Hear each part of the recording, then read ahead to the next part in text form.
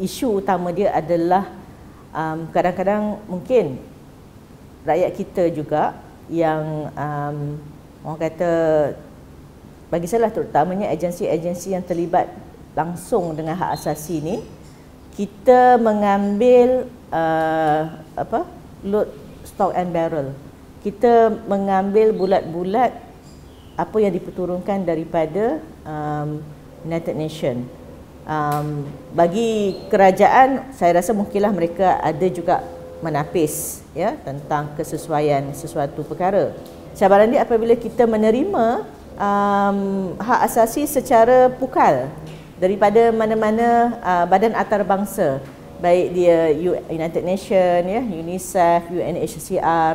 Yang saya rasa ini satu perkara yang kita perlu faham bahawa Malaysia kena lihat perkara ini daripada sudut cultural relativist, daripada sudut perbandingan budaya dan agama. Kita tidak boleh, dan saya tak setuju untuk kita mengamalkan ideologi universalist. Bermaksud ada satu ketetapan yang dibuat di peringkat PBB dan semua negara kena adopt. I think that is not logical, sangat bertentangan dengan fitrah manusia yang Allah jadikan berbilang-bilang kaum.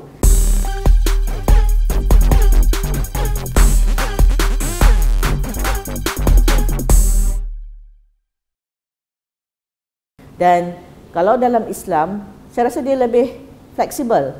Maknanya kita dah tengok Islam di China, ada dia punya budaya, ada dia punya, kita kata perbezaan dengan Islam di Barat, Islam di India dan Islam di Malaysia. That is cultural relativist which is more compatible.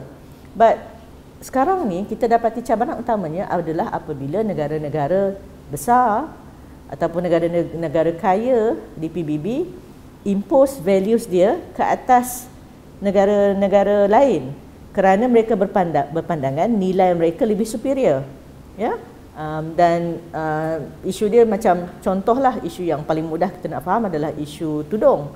Masih lagi negara-negara Eropah merasakan tudung bagi rakyat Malaysia, rakyat muslimah adalah opresif, melambangkan kita kata backwardness, tak progresifnya, mundur dan sebagainya. Ya, jadi itu yang kadang-kadang ada macam-macam polisi.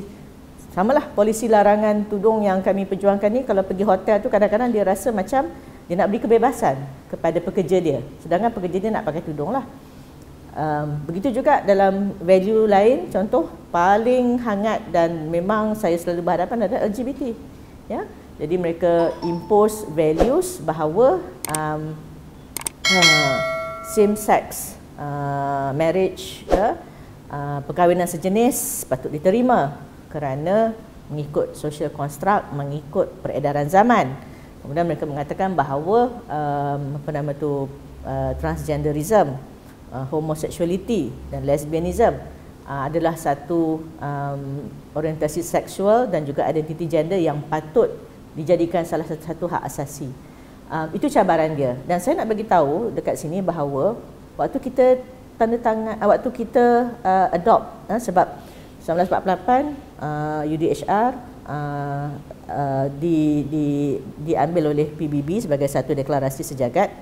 Kita merdeka 1957, kemudian sikit. Jadi bila kita merdeka dan kita menjadi ahli PBB, teruslah kita ambil UDHR tu. Dalam UDHR tu, artikel 2 dia mengatakan bahawa seseorang itu tidak boleh dibezakan berdasarkan hak-hak atas dasar jantina, atas dasar bangsa di mana mereka dilahirkan, dan berbagai lagi. Tidak ada langsung mengenai orientasi seks.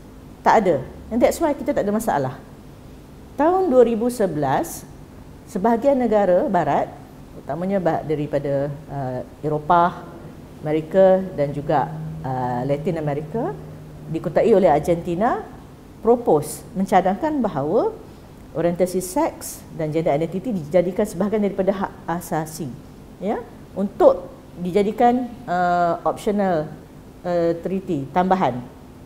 Dan waktu itu banyak negara yang menolak, about I think 57 countries tolak, 66 agree.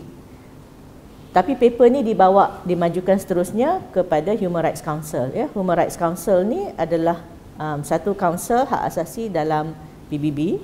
Dia ada 42 negara anggota. Dan ketika itu mereka lebih serius, mereka nak HRC undi untuk menjadikan SOGI, kita panggil SOGI lah, Sexual Orientation and Gender Identity. So ini diluluskan dengan undian 23 versus 19. Malaysia termasuk yang 19 tak setuju. Okey. 2012 sampai kita keluar daripada Dewan PBB itulah kebanyakan negara-negara OIC membantah kan. Tetapi ketika itu bermaksud sudah ada impose of values. Dan negara-negara OIC waktu tu diwakili Pakistan memang buat satu pernyataan panjang lah. Dia kata hak-hak ini bukan hak asasi, bukan hak yang di mana you cannot live without it. Okay, and it's about behaviour. Satu benda yang lepas saya belajar, saya pun kata you tak boleh grupkan seseorang itu sebagai golongan vulnerable ataupun rentan kerana behaviour dia. Sebab behaviour kita boleh pilih nak buat ataupun tidak. Dia berkaitanlah juga dengan isu yang terbaru ni, isu sex work is work. Pekerja seks versus pelacur. Jadi dinamakan mereka golongan rentan, vulnerable group.